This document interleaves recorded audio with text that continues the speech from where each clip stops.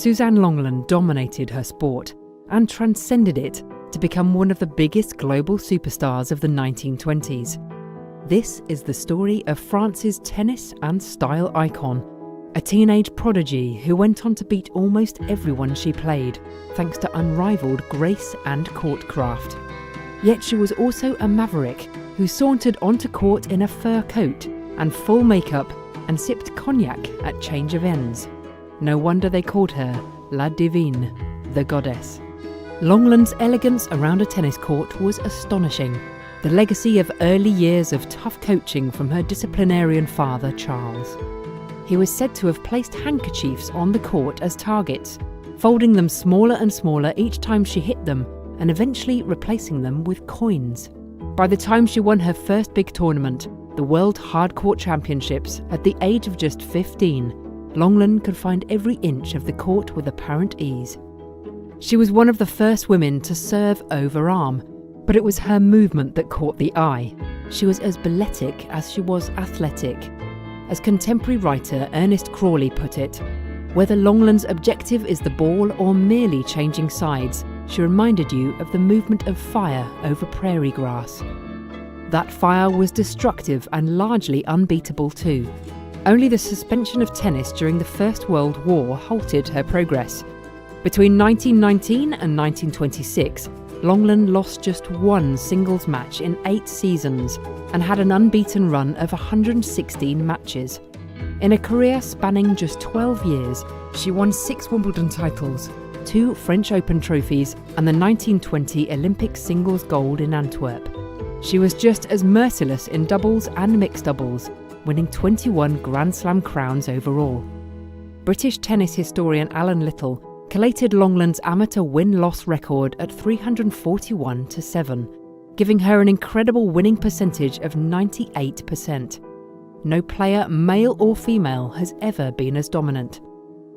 The 1920s was an era of global celebrity, thanks to the emergence of Hollywood and international newsreels. And few stars were as charismatic as Lenglen. When she played Dorothea Lambert-Chambers in the 1919 Wimbledon final, they had to double the capacity of centre court.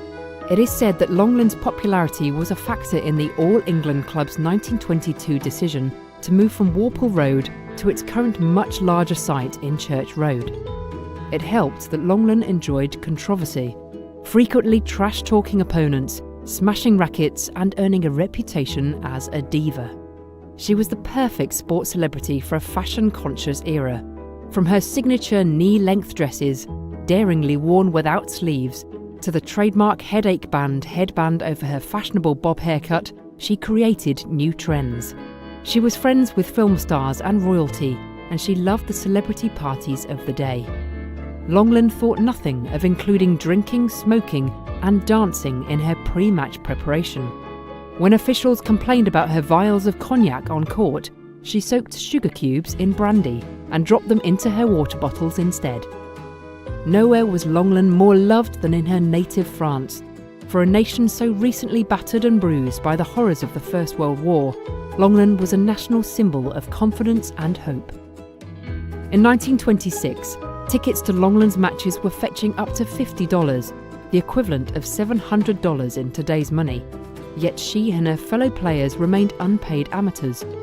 She complained bitterly about this unfairness, and at the end of 1926 she turned professional, provocatively calling it an end to the bondage and slavery of amateur tennis. Wimbledon was so incensed that it immediately cancelled her membership. After a paid exhibition tour of the US, Lenglen's appetite for fame dwindled, and she retired from tennis altogether in 1928. She returned to Paris and went to work in a sporting goods store before starting a tennis school. In summer 1938, just as another Wimbledon was being played without her, Lenglen fell ill and died aged just 39.